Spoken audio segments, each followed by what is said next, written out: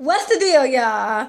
I'm your girl, Lady T, and I wanted to continue the discussion that we were having on, how being messy generates fame. My cousin, she came over here, she kind of interrupted my flow, so I uploaded the first video in regards to how, ratchetness, is the new come up. So now I want to talk about how we as people tend to sell our souls for fame.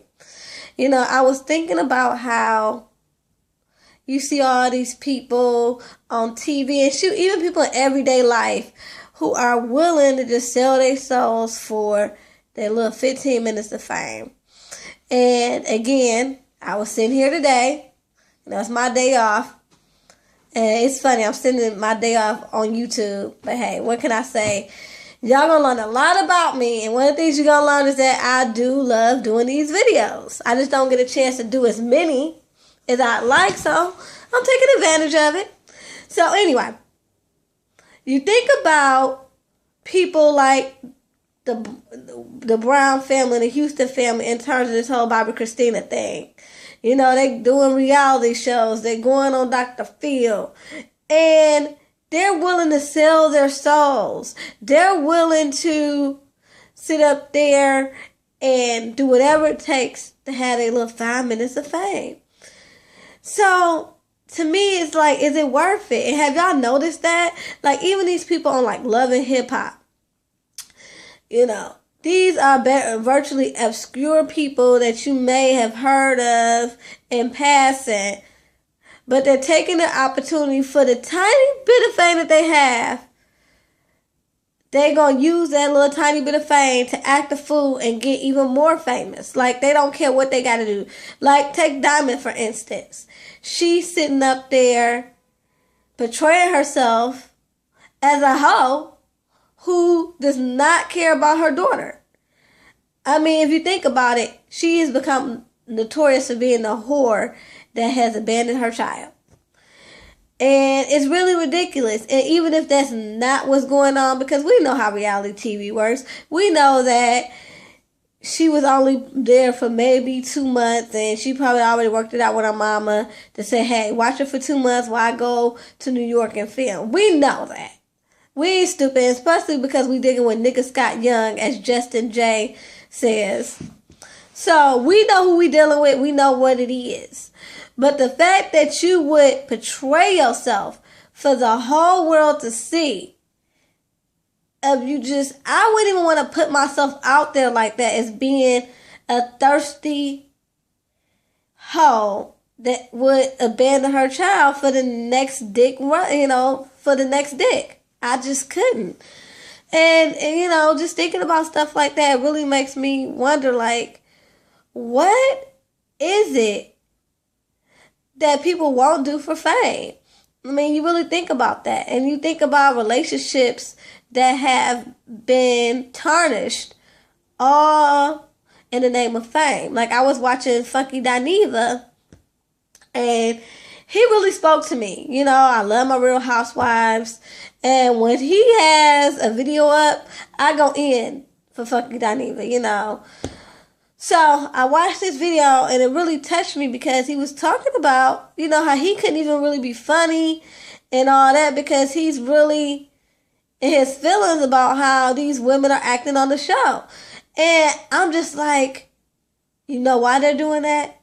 Because everybody trying to get more airtime, because everybody want to have a little 15 minutes of fame. So even people who not normally messy will be messy just for the sake of ratings and just for the sake of that they don't want to get kicked off the show. I mean, that's goes across the board. I can't even say, we already know that's how nigga Scott Young works. But even with Bravo, if you don't have something compelling to say, or if you're not willing to bring the drama, you're not going to be there. Like, if you look at, for instance, Sheree Whitfield, she didn't want them all in her business and in her financial issues, so they cut her, they dismissed her. And then we had, we had a new member. And I was just like, wow, okay. That was disturbing to me. And then, even take the Kenya situation. Kenya came in there ready to play ball. She was ready to sacrifice whatever. She was ready to bring the drama. She was ready to do what she had to do for this little 15 minutes of fame. And like it or not, whether you team twirl or not, we talking about her. Whether you team twirl or not, she's getting that airtime and she's getting that fame.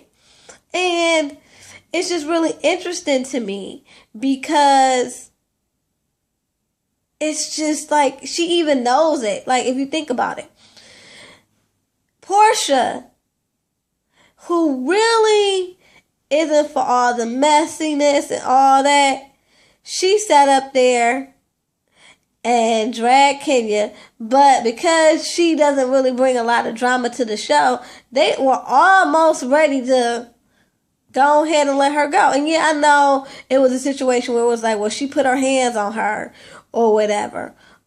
And I understand that, but I also think that even if she hadn't put her hands on Kenya, it was a choice between Kenya and Portia. They would have chose Kenya regardless because Kenya brings the drama. And it goes back to Kenya has sold her soul for this 15 minutes of fame.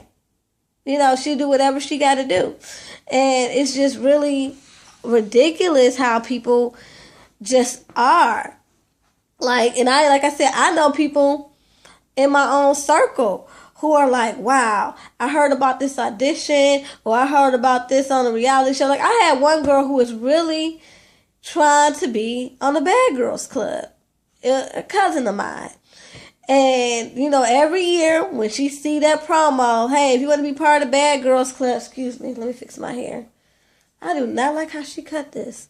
Okay, so, anyway, every time she sees the promo for Bad Girls Club, she's always like, ooh, I think I want to do that.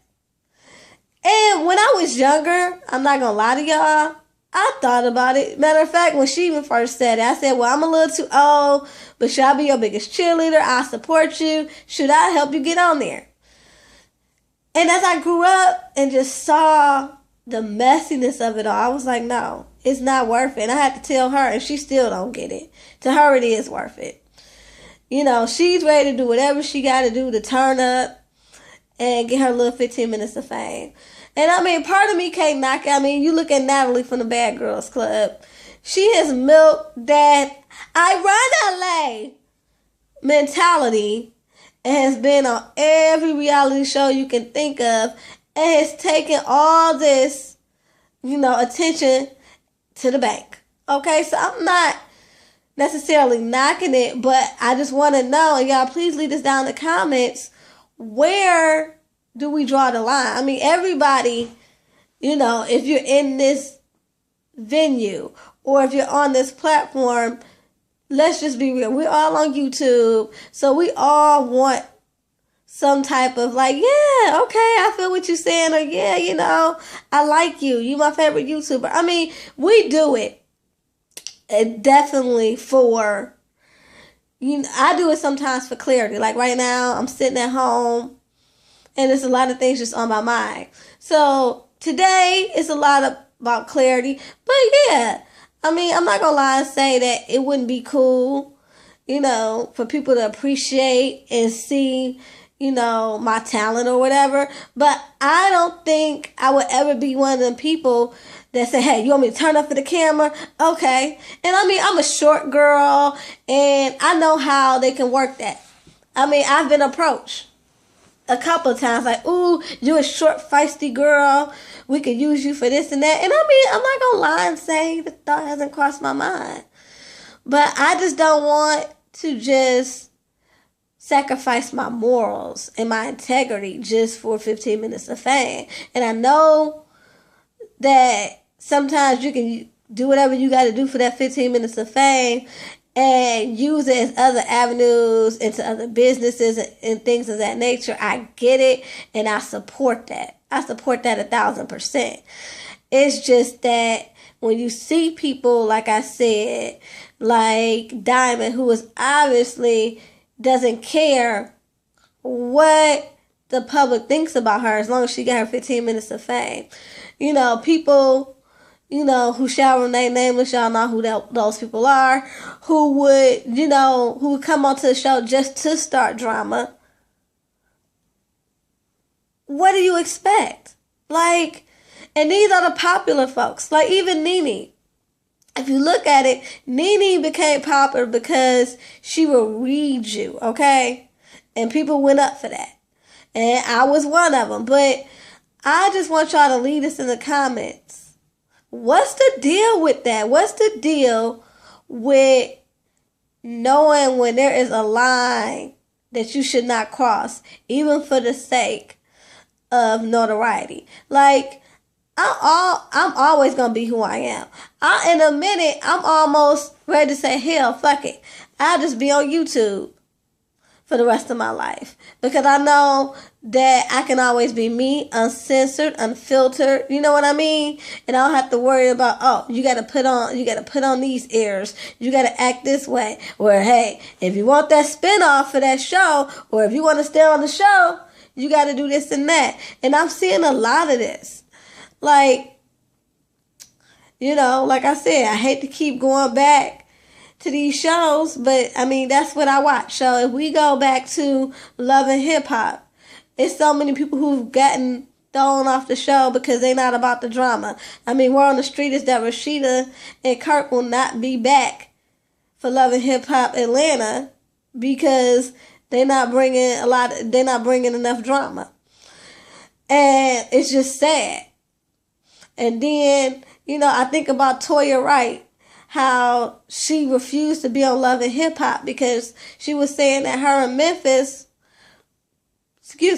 were a newlywed couple, and she didn't want that to be the platform, especially when you're a newlywed, because that's just inviting just chaos into your marriage, and you don't want to do that. So I totally understood and respected that she understood that all money ain't good money.